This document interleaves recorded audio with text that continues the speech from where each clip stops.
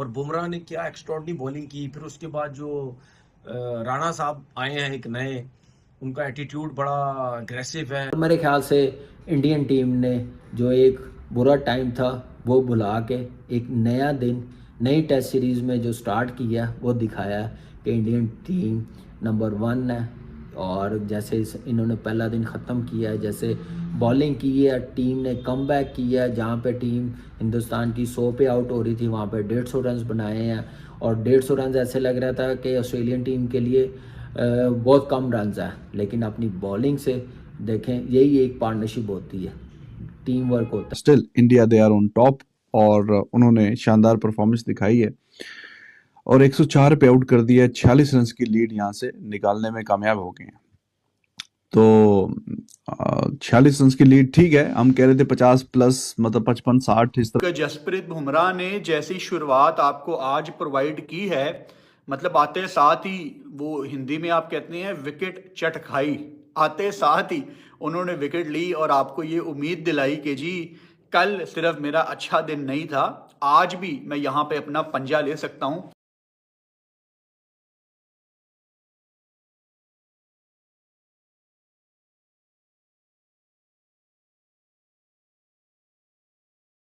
से पहले करें वीडियो को लाइक, चैनल को करें सब्सक्राइब। तो आप लोगों के सामने हाजिर है 104 रन। अगर आप समझते थे कि इंडिया की बैटिंग ने बुरी बैटिंग की, तो ऑस्ट्रेलिया ने उससे भी ज्यादा बुरी बैटिंग की। लेकिन दोनों तरफा जो बॉलिंग का मुकाबला था वो टिप टॉप था। और टीम इंडिया की जो बॉलिंग थी, जिसमें डेब्यूटन हर्षित राणा 3 विकेट लेके गए, सिराज 2 विकेट लेके गए, और Jasprit Bumrah the man of an hour. मतलब जसप्रीत बुमराह की क्या ही तारीफ करें, क्या ही बात करें। मतलब कितना रेयर साइट है कि एक सब कॉन्टिनेंट का बॉलर जो कि ऑस्ट्रेलियन सॉइल के ऊपर जाए और ऑस्ट्रेलियन बॉलिंग लाइनअप उसको, उसकी टीम को 150 पे बंडल कर दे, और वो अगली टीम का कप्तान भी हो और कप्तान निकल कर आए, वो 19 पे 3 कर दे और 19 पे 3 करने के बाद 150 के टोटल के ऊपर भी 46 की लीड ले जाए।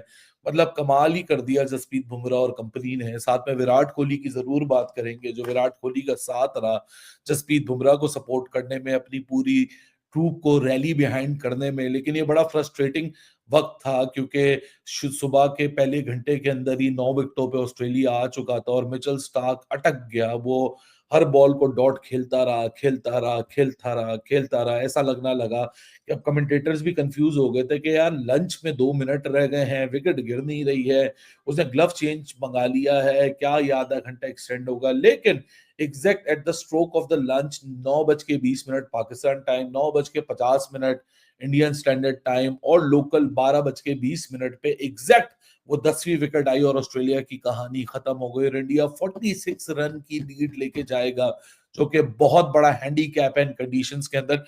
लेकिन अगर कल के मुकाबले में आज की कंडीशन देखें तो काफी ज्यादा स्मूथन अप दिख रही है, कंडीशन ज्यादा इजियर टू द बैटिंग दिख रही है इंडिया के लिए। मैं समझता हूं कि जो आखिरी 1 घंटे की जो बैटिंग की है मिचेल स्टार्क और जॉश हेजलवुड ने, ऑल दो 79 फॉर 9 हो गए थे, लोग ये समझ रहे होंगे क्या 90 पे क्यों नहीं आउट हो गए, 100 पे क्यों नहीं आउट हो गए, वो मैजिकल 3 फिगर क्यों क्रॉस हो गया। और हम पाकिस्तानी भी ये सोच रहे हैं कि 89 से नीचे आउट कर लेते तो ऑप्टस के ऊपर जो हमारा एक बुरा रिकॉर्ड है 89 ऑल आउट होने का, वो रिकॉर्डिंग के नाम हो जाता। ऑस्ट्रेलिया के बैटर्स इंडिया के बॉलर्स के सामने बेबस नजर आए। आखिर में स्टार्क ने थोड़ी सी कोशिश की, लेकिन स्टार्क को भी जो है वो हर्षित राणा ने आउट कर दिया।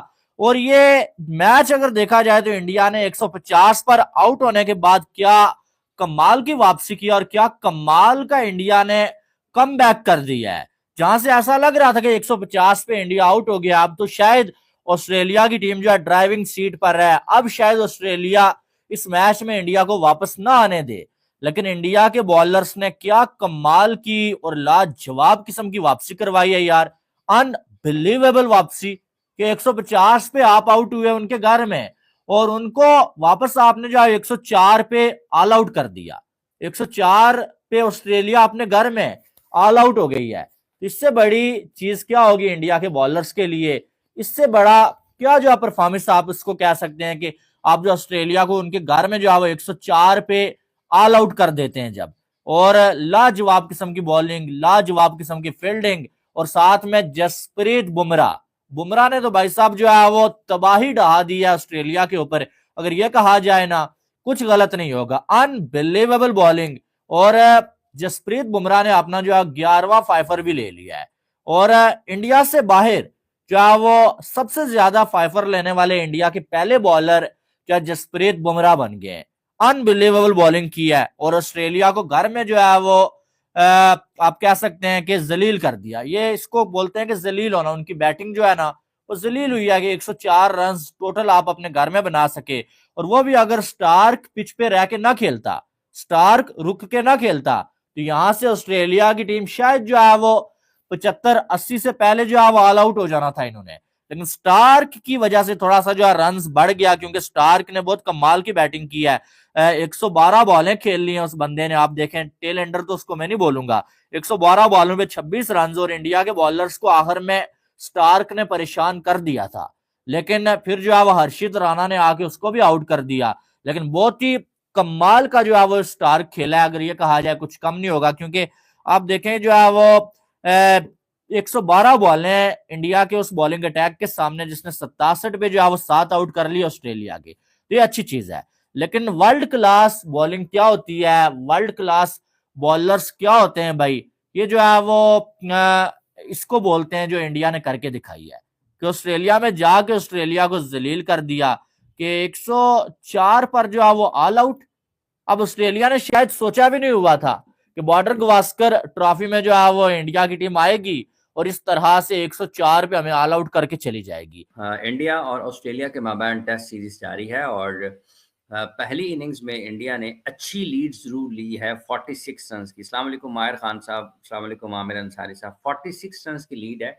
ये आप इसको अच्छी लीड इसलिए कह सकते हैं, ये वैसे बढ़ सकते थे रन, क्योंकि आखिरी जो 2-3 विकेटें हैं उसमें ऑस्ट्रेलिया ने उनको उनकी बैटिंग का क्रेडिट ज़रूर देना चाहिए कि उन्होंने बावजूद इसके कि उनकी टॉप ऑर्डर बैटिंग परफॉर्म नहीं कर पाई है। उनकी टॉप ऑर्डर ने उतने ज़्यादा रन उनके लिए नहीं जोड़े, उनके जो स्पेशलिस्ट बैटर हैं वो उनके लिए रन नहीं जोड़ पाए हैं। लेकिन मिच स्टार्क को ज़रूर क्रेडिट देना चाहिए कि जितने बॉल्स उन्होंने लिए हैं इस सारी अपनी इनिंग्स में 112 बॉल्स वो ले गए, तो लगभग आप इसको कह सकते हैं कि वो 18.4 बॉल 18.2 बॉल जो हैं वो उन्होंने बैटिंग की है इस इनिंग्स में। 112 बॉल उन्होंने खेले हैं और 31 गेंदों का सामना जोश हैजलवुड ने किया है। तो इनको अगर आप आखिरी 3 बैटर्स को देखते हैं तो इन्होंने 104 रन्स में जो रन्स जोड़े हैं वो 26 और 5 31 31 और 7 38 रन्स इन्होंने जोड़े हैं आखिर में 104 रन्स में, और ये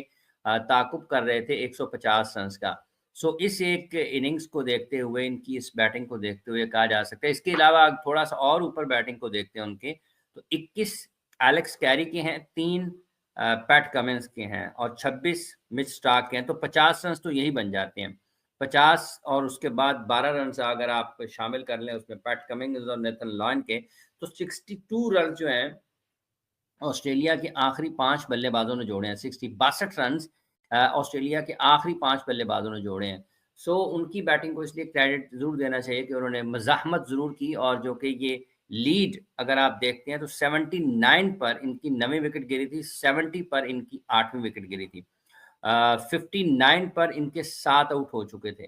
तो आखिरी 3 विकेटें जो ऑस्ट्रेलिया की हैं उस पर उन्होंने जो रन ऑन बोर्ड किए हैं वो लगभग 45 रन उन्होंने आखिरी 3 विकेटों पर स्कोर किए हैं। तो ये उन्होंने एक हल्का सा रेस्क्यू जरूर उनको हुआ है। अस्सलाम वालेकुम जी मुबशर साहब, बहुत शुक्रिया आपका।